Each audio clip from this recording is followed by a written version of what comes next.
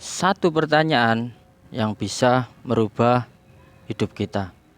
Untuk apa kita diciptakan? Sebelum saya menjawab pertanyaan untuk apa kita diciptakan, kita harus yakin dahulu apakah kita ini memang diciptakan atau terbentuk dengan cara lain. Dan itu sudah saya bahas di video sebelum video ini. Ya, tepat sebelum video ini. Anda bisa melihatnya nanti. Ayo, mari kita bahas untuk apa kita diciptakan. Mari kita jawab dengan akal sehat dulu, tanpa embel-embel agama dulu, lalu kita tarik kesimpulan yang lebih dalam. Pertama, setiap ciptaan pasti punya tujuan. Kalau kalian lihat HP, komputer, AI, semua tidak mungkin ada tanpa tujuan. Bahkan benda sesederhana kursi aja mempunyai fungsi, yaitu buat duduk. Maka sangat tidak logis jika manusia, makhluk yang kategorinya paling kompleks, diciptakan tanpa tujuan. 2. Manusia punya kesadaran dan akal yang unik dan sempurna.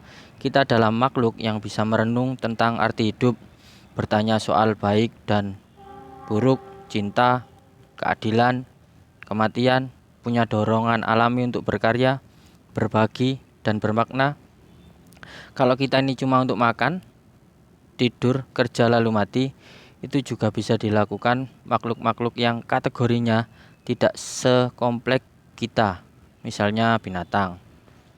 Tapi karena manusia mempunyai kesadaran tinggi, berarti tujuan hidup kita lebih dari sekedar bertahan hidup.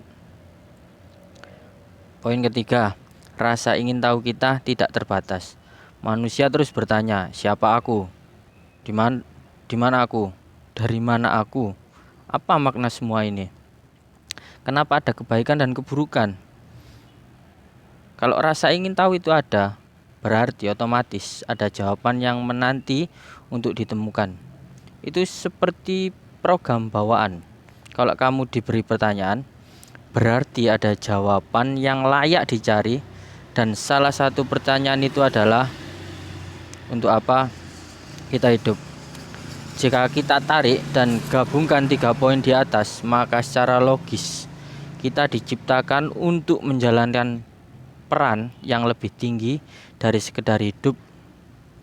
Dan peran itu adalah membawa kebaikan, bukan kerusakan, menjaga ciptaan, bukan merusak alam, mencari kebenaran, bukan menyesatkan, mengembangkan potensi, bukan menuruti hawa nafsu, berhubungan dengan yang menciptakan hidup, bukan seolah-olah sendiri.